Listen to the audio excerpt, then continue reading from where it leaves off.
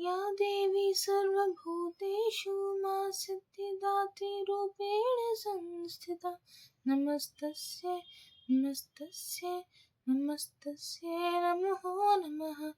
या देवी सर्वभूतेषु मा सिद्धिदात्री रूपेण संस्थिता नमस्तस्यै नमस्तस्यै नमस्तस्यै नमो नमः।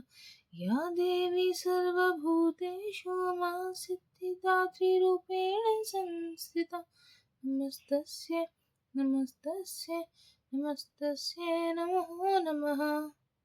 राम राम दोस्तों, आप सबका मेरे चैनल प्रो बजलो में स्वागत है। जय माता दी। आज 6 अप्रैल को चैत्र नवरात्रि का 9वां दिन और इस दिन माँ दुर्गा के 9वें स्वरूप सिद्धिदात्री की पूजन किया जाता है।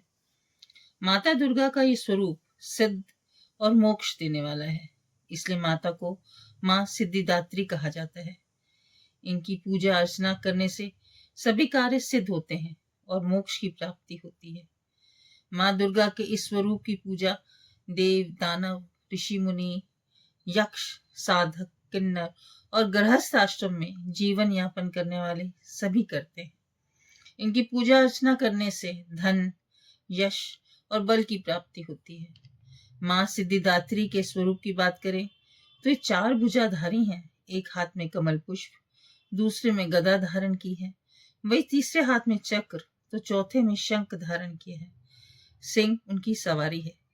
माँ सिद्धिदात्री समस्त संसार का कल्याण करती है, इसके लिए इन्हें जगत जननी भी कहते हैं। ग्रंथों, वेदों, पुराणों एवं शास्त्रों में माँ की महिमा का वर्णन निहित है। मार्कंडेय पुराण में माँ की महिमा का गुणगान विशेषकर है। मार्कंडेय पुराण में माँ को अष्ट सिद्धि भी कहा गया। इसका अर्थ ये है कि माँ अरुणिमा, महिमा, प्राकम्य, गरिमा, लघिमा, प्राप्ति, ईशित्व और वशिष्ठत्व अष्ट सिद्धि की संपूर्ण स्वरूपा है। अगर आप भी माँ सिद्धिदात्री की कृपा के भागी बनना चाहते हैं तो आज विधि पूर्वक माँ सिद्धिदात्री की पूजा करें। साथ ही पूजा के समय व्रत कथा का पाठ अवश्य करें या कथा को सुने। इस व्रत कथा को सुनने मात्र से साधक की हर मनोकामना पूरी हो जाती है। सिद्धिदात्री माता की पूजन विधि आइए आपको बताते हैं। 9वीं नवरात्रि की सुबह जल्दी उठकर स्नान आदि से निवृत्त होने के बाद साफ स्वच्छ वस्त्र धारण करें। माँ की प्रतिमा को गंगा जल या शुद्ध जल से स्नान कराएं। माँ को सफेद रंग के वस्त्र अर्पित करें। धार्मिक मान्यताओं के अनुसार माँ को सफेद रंग अति प्रिय है। माँ को स्नान कराने के बाद सफेद पुष्प अर्पित करें। माँ को रोली, कुमकुम लगाएं। माँ को मिष्ठान, पंचमेवा और फल अर्पित करें। माँ सिद्धिदात्री को प्रसाद, नवरस युक्त भोजन, 9 प्रकार के पुष्प, 9 प्रकार के फल अर्पित करने चाहिए। माँ सिद्धिदात्री को मौसमी फल, चना, पूड़ी, खीर, नारियल और हलवा अति प्रिय है। कहते हैं कि माँ को इन चीजों का भोग लगाने से वे प्रसन्न होती हैं। इस दिन सिद्धिदात्री का अधिक से अधिक ध्यान करें, माँ की आरती करें। नवमी के दिन कन्या पूजन का भी विशेष महत्व है। इस दिन आप कन्या पूजन करें। आइए दोस्तों जानते हैं माँ सिद्धिदात्री की व्रत कथा। पौराणिक कथा के अनुसार भगवान शिव ने माँ सिद्धिदात्री की कठोर तपस्या कर 8 सिद्धियों को प्राप्त किया था।